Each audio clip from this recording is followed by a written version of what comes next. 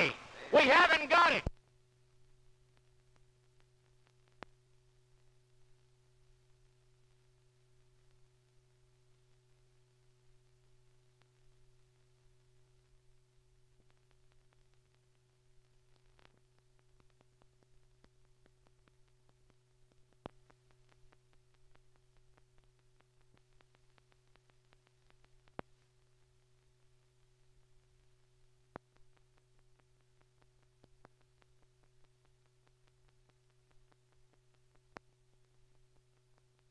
I slept with a gun in my hand for 4 months. Figured I'd get it again.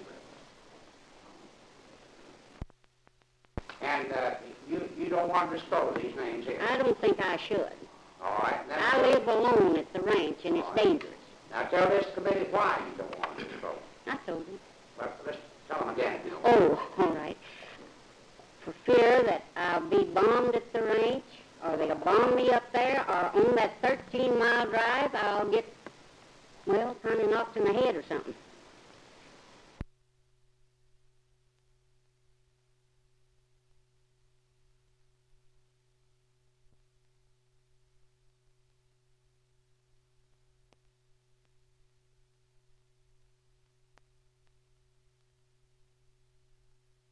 And it isn't always possible to please everybody.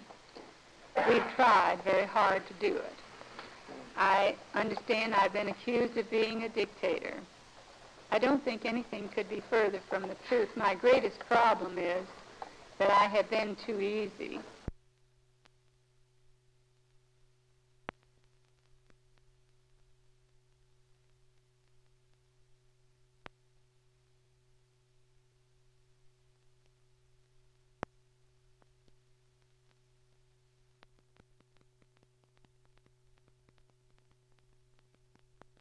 Now I say to you, gentlemen of the Senate, that Mrs. Scruggs should be able to shun and shake off the cross that she has been bearing. Lo, these many months, and then I have not changed my position in the least, and the crown of thorns that was placed upon her brow be removed and a cross of gold placed thereon. Thank you.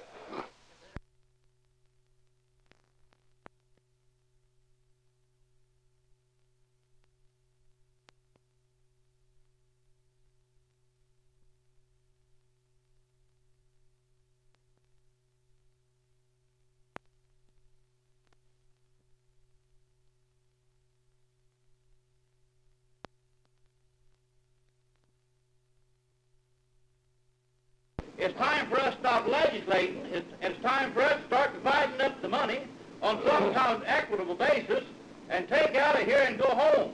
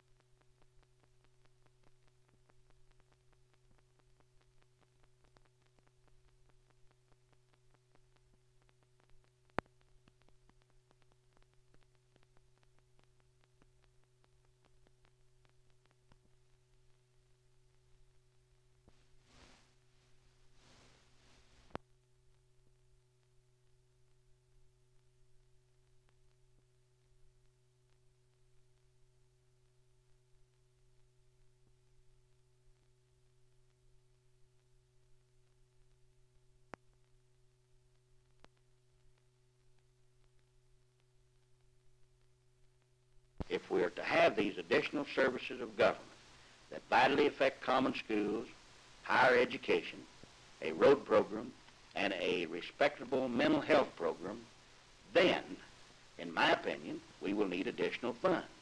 It all depends on whether the people of Oklahoma want a comprehensive, all-around program.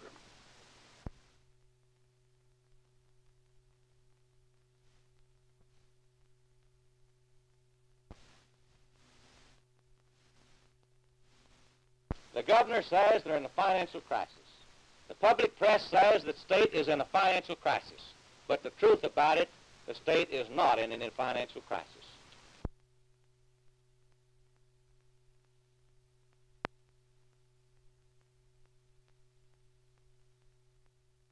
If my figures are correct in the budget that we have been working on in the Senate, we will not need a new tax increase in the state of Oklahoma, and we will not have to curtail the services that so many people have thought that we would have to do.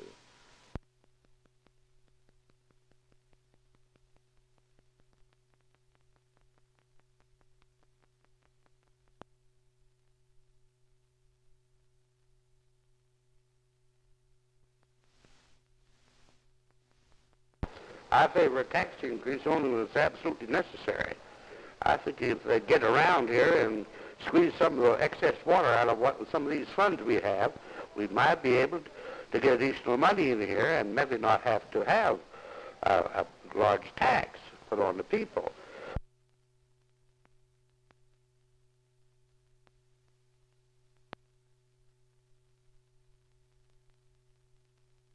Because I tell you that we have not faced up one iota to any economy that we've had before us. Sure, we can cure a lot with a lot of money. Sure, we can spend a lot of money. Anyone can do anything with a lot of money. But it's time we economize and make this state government a more efficient government.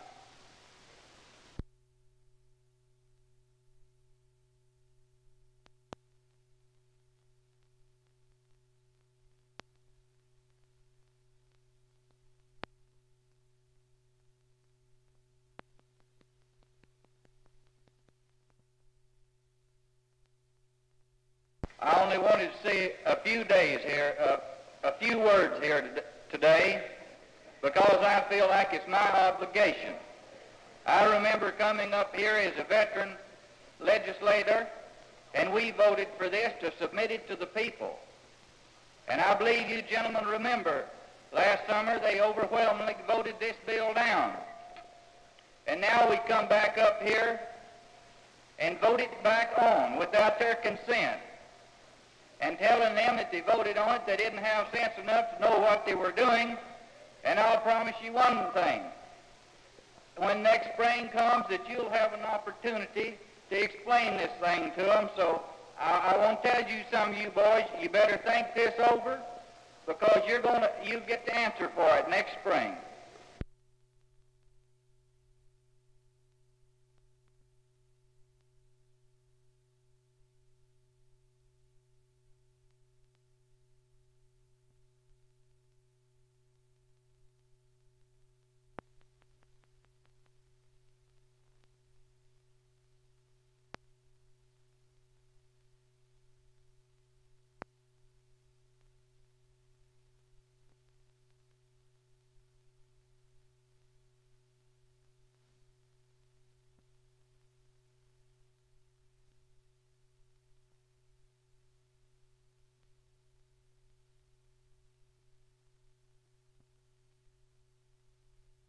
Let's live up to our promises, and then next week we can start going home. We aren't going home with any school program here. Gentlemen, if there ever was a lie introduced in this house, this is it. This isn't the day of truth. Now let's have the day of truth out here and kill this bill and live up to our promises and go home. Thank you. Truth has reached us. It reached last week when we in this house stood up and voted for good government. When we stood and voted to support the institutions of this great state and send enough money out to these institutions to finance the kind of program that we could be proud of as citizens of the state of Oklahoma. Yes, the hour of truth has arrived. But you stop to realize here that you're putting 56% on these boys that they smoke cigarettes if you stop to figure it out. Now, 56% on cigarettes is when you take is putting an overburden. You try and put all the load on one thing here. I guess it's all right to do it that way, but I know a lot of poor people very poor people that feel like that they have to have a cigarette. And they will deprive themselves of their families and everything else, or they're going to have another cigarette. I'll go along with Brother Howard over here, what he said. If we're going to do something, let's just go to 1% sales tax, and let's don't cut a dog's tail off just a little piece of time. Let's just whack the whole thing off, go to 1% sales tax, or go along enough here it won't do too much harm with 1 cent, but I'm not going along with 2 cents on this, but I'll go along with a 1% sales tax and do the whole thing. We could have a progressive program with a sales tax measure. We cannot with this. Let's vote it down, refuse to concur in the Senate amendments, get that sales tax out here and get us $50 million and go home with a road program, a school program, and a progressive program for Oklahoma. Gentlemen, I beg of you, take another look at this 3.5-cent cigar. 69 ayes, 44 noes. The bill having received the majority vote, declare the same to pass.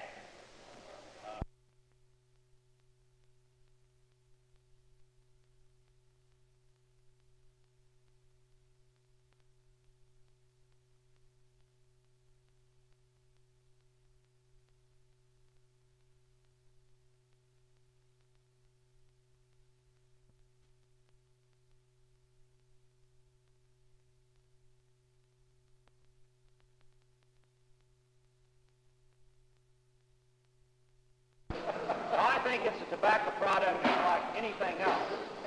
And if it's fair to tax the chewing tobacco, if it's fair to tax the roll your own tobacco, I think stuff should be in the same categories.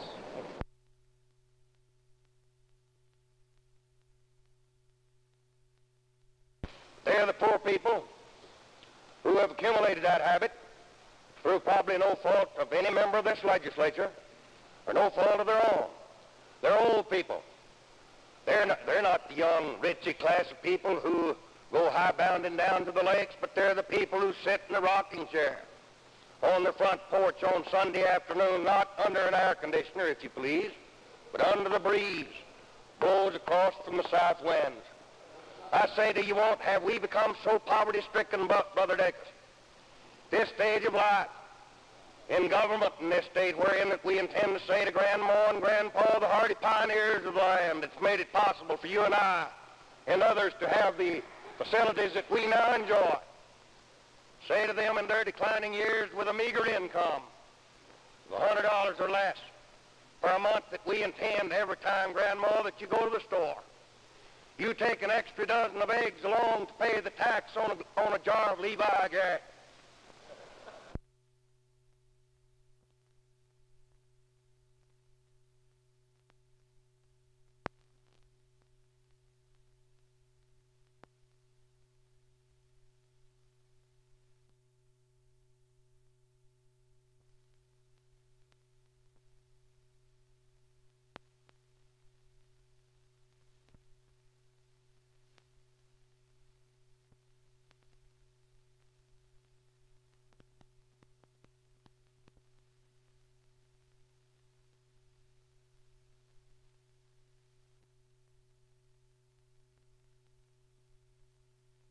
This bill has nothing to do with the business perpetuation of raising horses. This sole purpose of this bill, gentlemen, is to legalize gambling. And that is the only purpose of this bill, and I, for one, will not vote to legalize any form of gambling upon the people of the state of Oklahoma.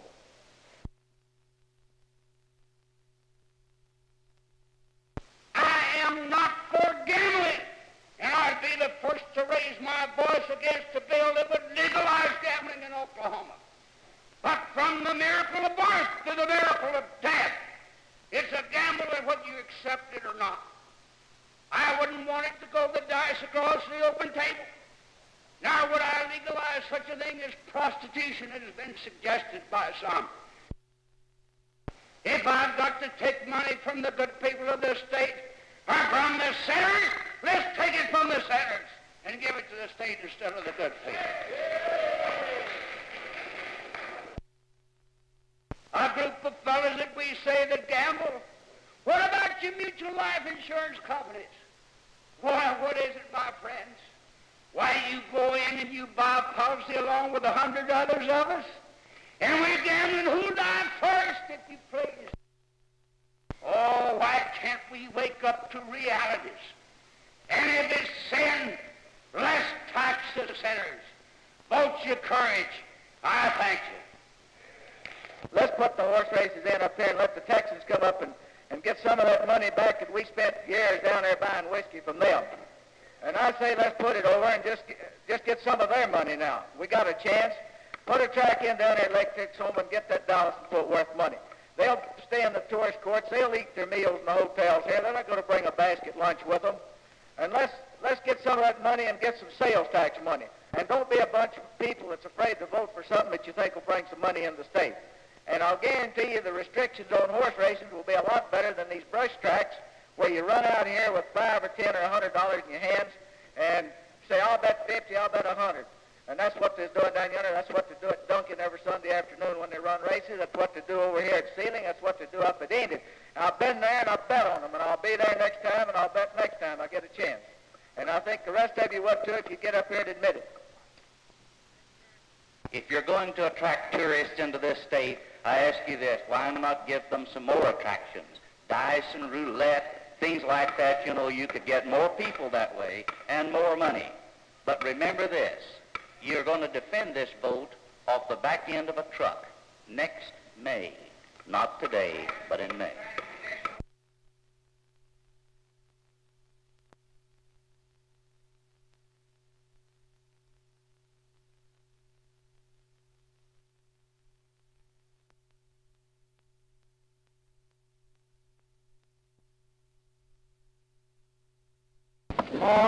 Yes, sir.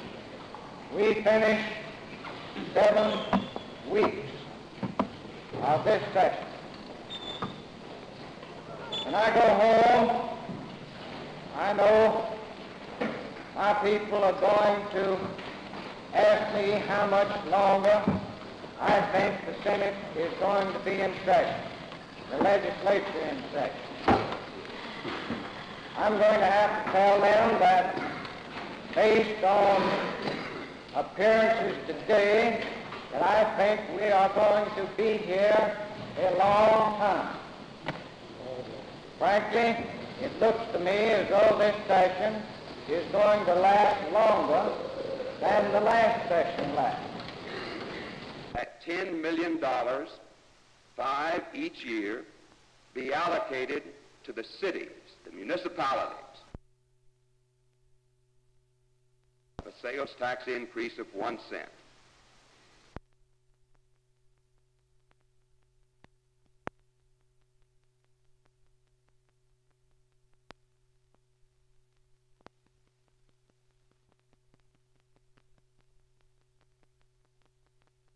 What about you personally? Do you favor a tax increase? Yes, I do. I realize that politically it is probably unpopular, but at the same time, I know that if we are to have a program and not take a step backward and become a decadent state as far as financing the essential functions of state government, then we must have additional money.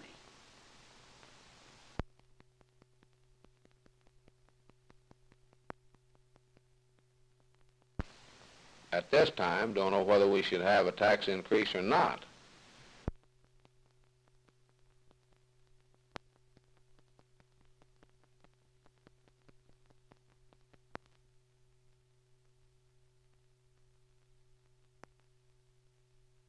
People didn't want me to vote for another cent on sale tax. They said not to vote for it. Found one person that's for the sales tax in Tillman County. You found one for it? One person. How many against it?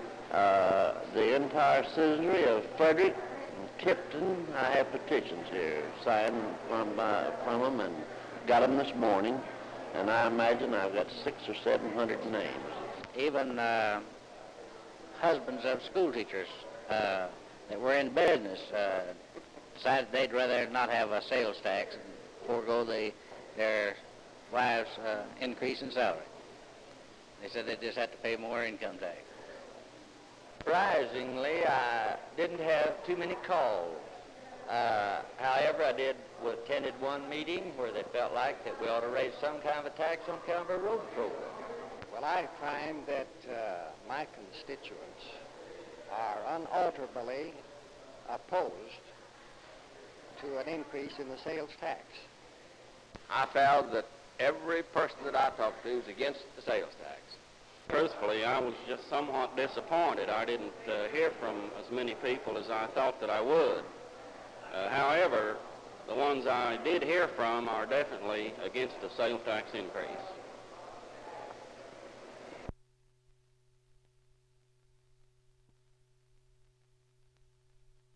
It would be useless for them to pass the sales tax on to the Senate, but the Apostle Paul himself wouldn't be able to pass it through this body. Be an impossibility.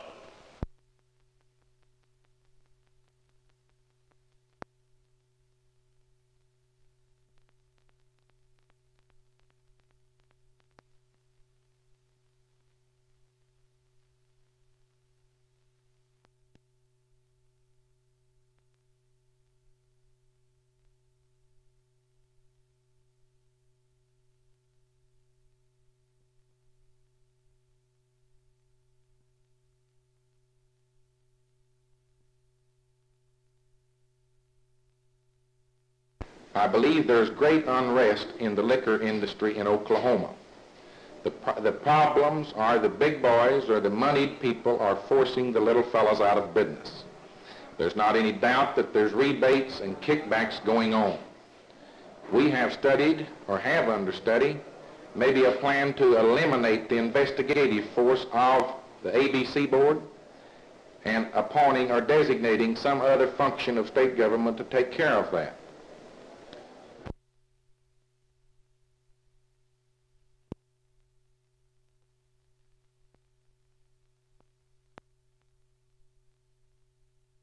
That Jewel Duggar, as business manager of the Eastern State Hospital, be dismissed, and that a record of the proceedings be made available to the county attorney in Craig County, Oklahoma, for his determination of what crimes were committed, if any, relative to the cattle transaction here above set out and the hog transactions here above set out by the hospital under her supervision, with special reference to any possible interest in contract or conspiracy under citations previously set out. It is therefore the recommendation of this committee that Dr. P.L. Hayes be permitted to resign or retire from his position as superintendent of the Eastern State Hospital as soon as possible.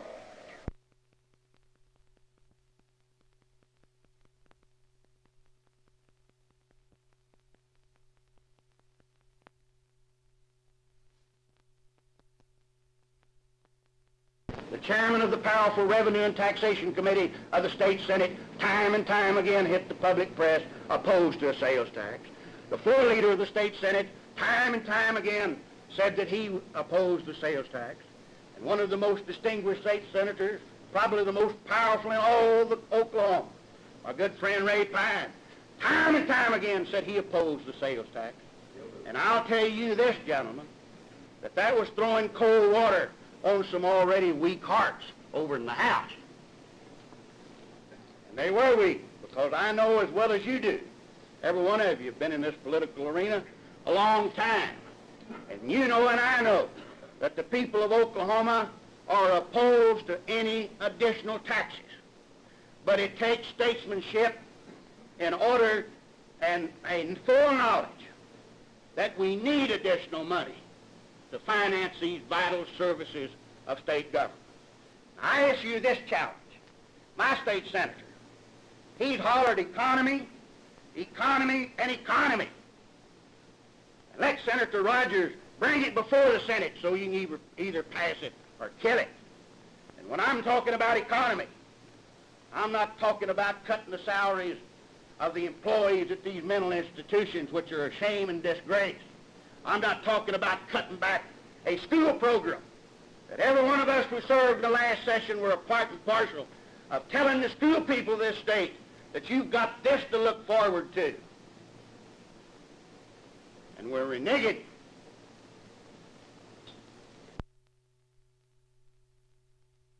The time for throwing the bull has ended.